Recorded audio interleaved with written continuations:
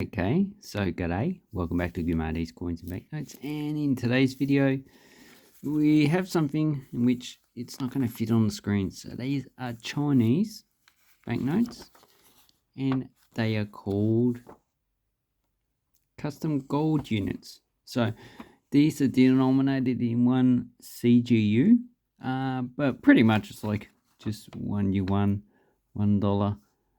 So this has one Yupman, okay, $1 in custom gold units, and these were issued starting in 1930. The earliest notes are dated 1930. They printed by the American Banknote Company, and they were issued to pay for import duties. So that's why they're called custom gold units.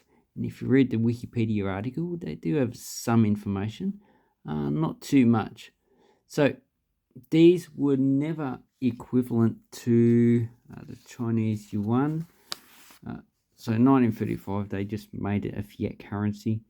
So most of the banknotes you're going to get, yeah, this is also issued by the central bank, but this doesn't have the same value as this 5 yuan then.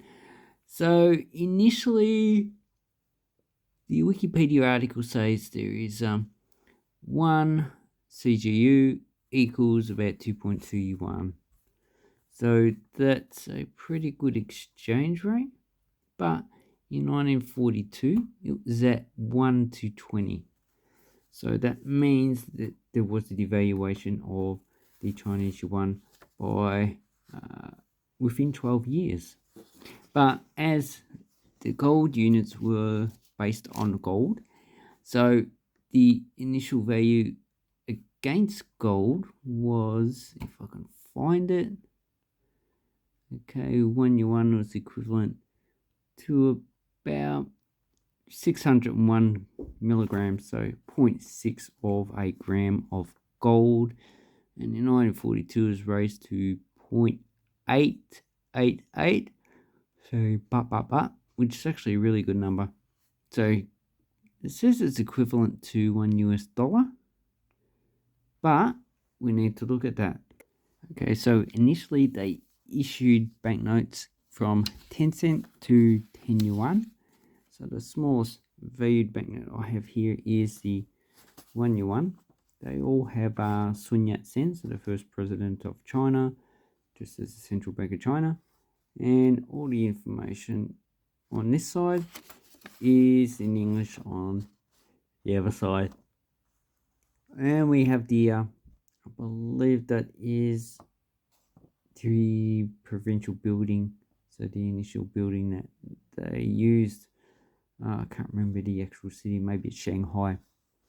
Okay, so initially they issued the 10 cent, 10 yuan. Then in 1942, they issued the 20 and the 50, which is a bit bigger. So here's the 50 here. And in 1947, they issued all the other denominations. So the highest value banknote they did issue was the 250,000 in 1948. 1948 was the last year of issue because they, well, the nationalists lost to the communists. So these banknotes pretty much became worthless after that when the communists unified the country. Okay, so what would be some of the actual values? So I would say probably for the $1 to the $10, you're probably paying at least $5 to $10 each. They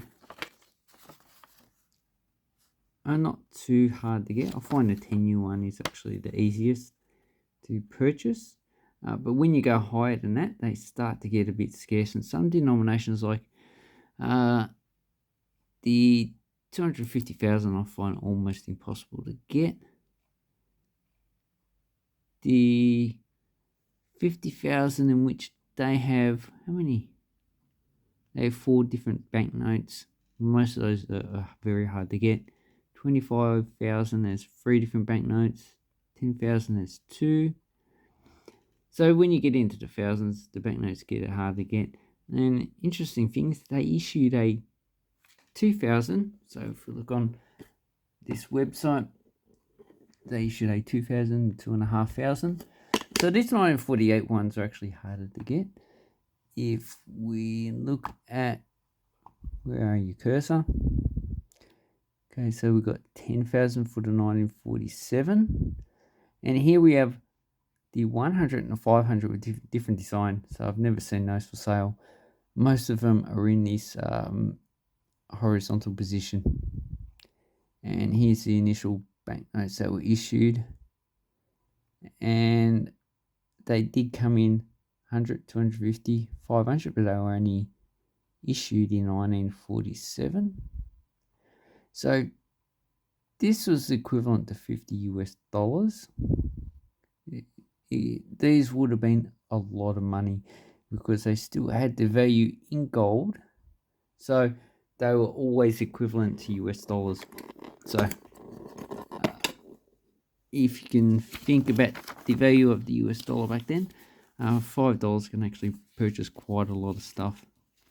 Okay, we have the 10 yuan and these ones. So it wouldn't be surprised if you can find some with a single letter prefix and have ones with a double letter prefix. So there's that one. You always find them with they're folded because they're quite large banknotes. Okay, then we have the 20. So this was issued 1942. This one's ZE. So obviously they probably just printed all the way to ZZ, AA to ZZ. And I wouldn't be surprised if they actually reprinted the same serial number a few times. Like current Hong Kong actually does that now. They just, especially with the $10 and the $20, if they run out or finish the actual sequence, they just start again. Obviously, they don't date their banknotes, so that's not an issue. Okay, here we have a purplish color 50, and also the dating in Chinese, so you read it from right to left. So this one is dated, should be 49. No, this is 1930. So you take 11 off. You dated 19. Okay, so that's year 19. So I was getting a bit confused with the late issue. So if you've got 19, you just put on 11. So that makes it 30. So that will be 1930. So 1911 is the year that the Chinese Manchu Empire actually fell apart. Okay, and the only banknote I have from a different year is this 1947 500 yuan. And you can see the value did decrease based on the banknote, but I'd say the purchasing power was still 500 US dollars. It's just not too sure what they issued high value banknotes. The only thing is that these ones probably in the later period they lost the value as they were pretty much tied at 1 to 20 to the yuan. So if these ones lose value, you know, this one becomes pretty much worthless. These ones are also going to follow suit. So you couldn't really exchange them for gold or silver. The Chinese government's pretty much bankrupt by the end of the Civil War. Okay, so this one is probably going to cost at least $30 to $40. Not an easy banknote to get. And this 50 is also pretty hard to get, especially in this pretty good condition. Probably at least $30 for that. And you'll be paying at least $20 for a 21. But once again, look on the internet. Specifically, look at eBay. They have the biggest market. Okay, so So the last thing is that in 1948 they did reform the currency, and I don't have any banknotes from the new currency. And the exchange rate was 100 for one gold yuan, so new gold yuan equals 150,000 of these custom gold units. Obviously, they did lose the value, and that was equivalent to 3 million of these banknotes. So here we have 20 cents. So from 1940, this date, till 1948, this currency suffered hyperinflation. Because it's still tied 20 to 1 to this, this one also suffered hyperinflation as well. Although, I'm not too sure if these just circulate as, at the same exchange rate as, or the same base value as these normal banknotes, because people would have got confused if the actual value between each of these banknotes. Anyway, hope this helps you with your Chinese banknotes. They're not too bad, very interesting. Now, if you want to get a whole collection of this, you're probably going to be taking quite a few decades, as well as searching around. And the best place you can probably get these is still China. Thank you and goodbye.